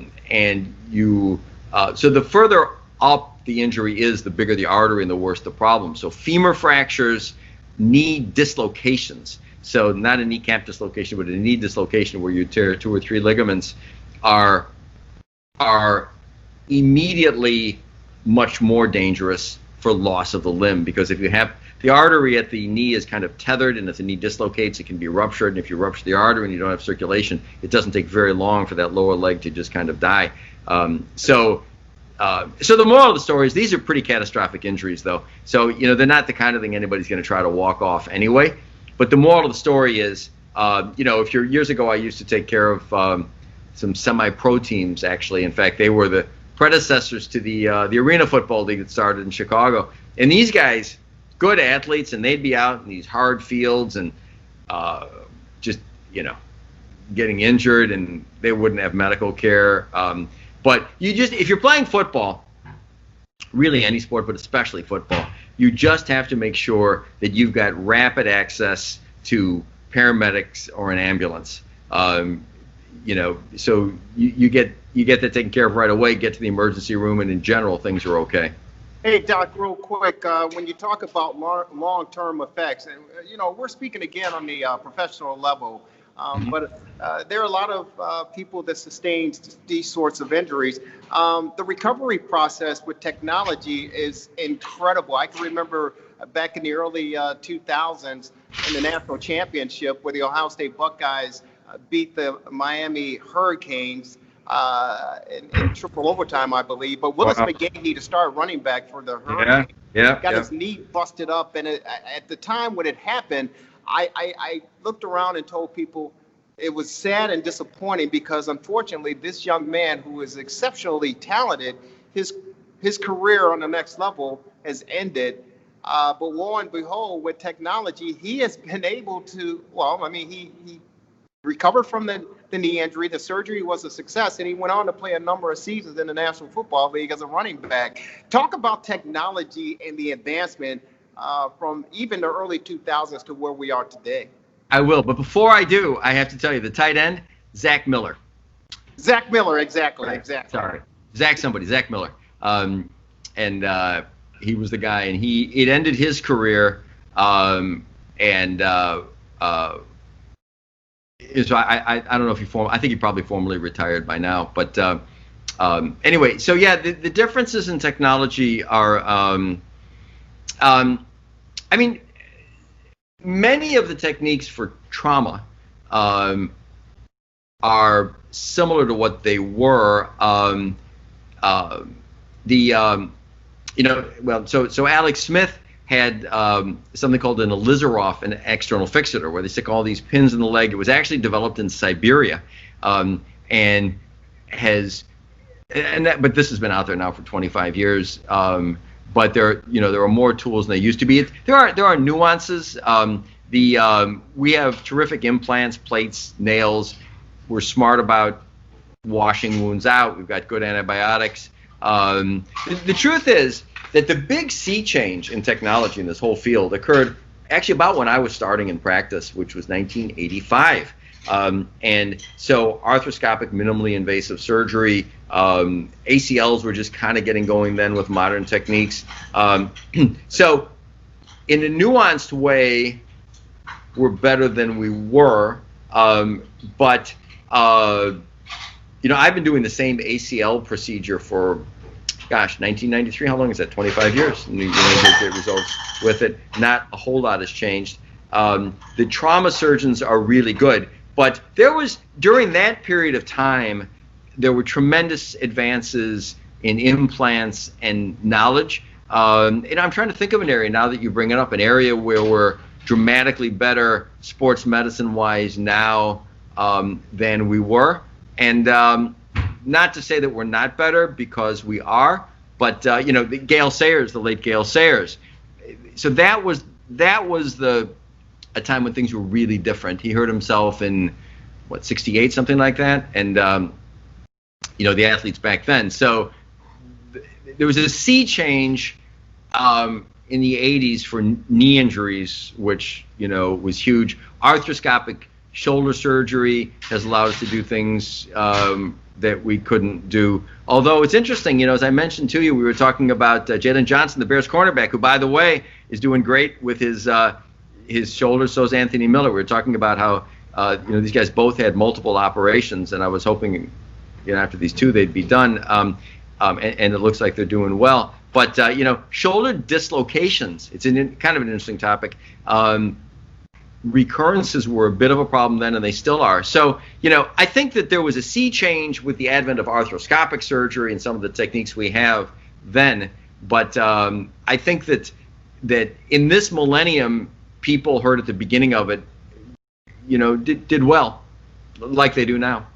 Hey, Doc, real quick, we love your insight always and the knowledge that you bring regarding sports medicine. Before we say goodbye here, long-term effects. Most people, and I'm sure these athletes that sustain these severe injuries during their playing careers, we look down the road and we've heard many stories of athletes suffering, from stiff joints and arthritis and difficulties and just living a regular lifestyle, moving and, bending.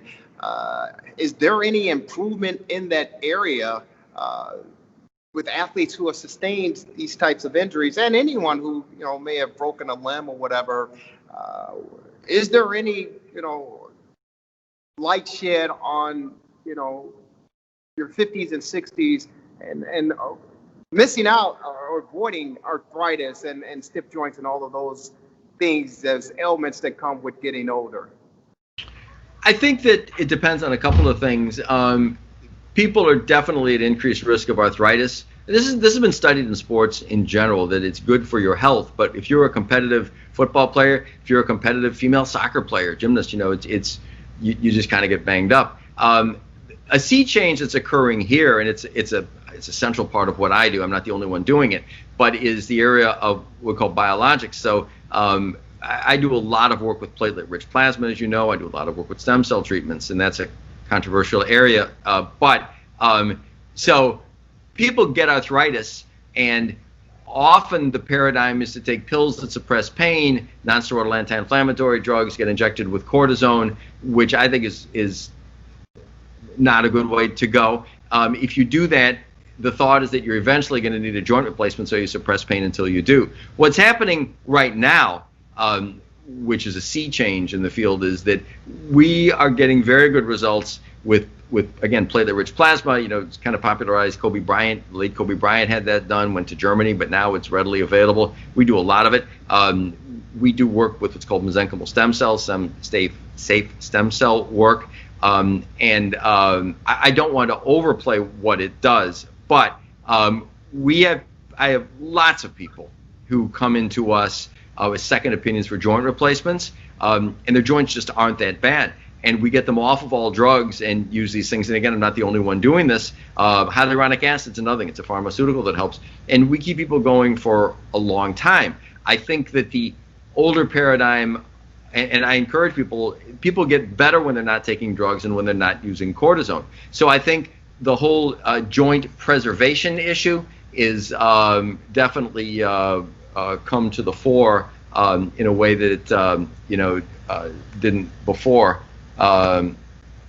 So that I think is the biggest change that's going on. Well, Doctor, thank you so very much. Very informative, very knowledgeable as always. Thank you so very much. If anyone want to hear your beautiful voice, or they want to find out just some more information on how they can handle any injuries they may sustain, God forbid, or prevent any injuries they want to avoid, how do they get a hold of you? How do they get in contact with you? Our office phone is 847-699-6810. There's an email, ortho@ismoc.net, where you can find out a lot more information and email us questions. And of course, you get a live voice on the other end, correct, Doc? Yeah, that's right. No phone banks for us. I'm old school. You get a live, knowledgeable person that'll help you. Awesome, Dr. Chad Prodroma. It's always a pleasure. Enjoy your stay in Naples, and we look forward to talking with you next week on the Sports Medicine Update, the weekly podcast. Thanks, Doc. Thank you very much, Jerry. Take care.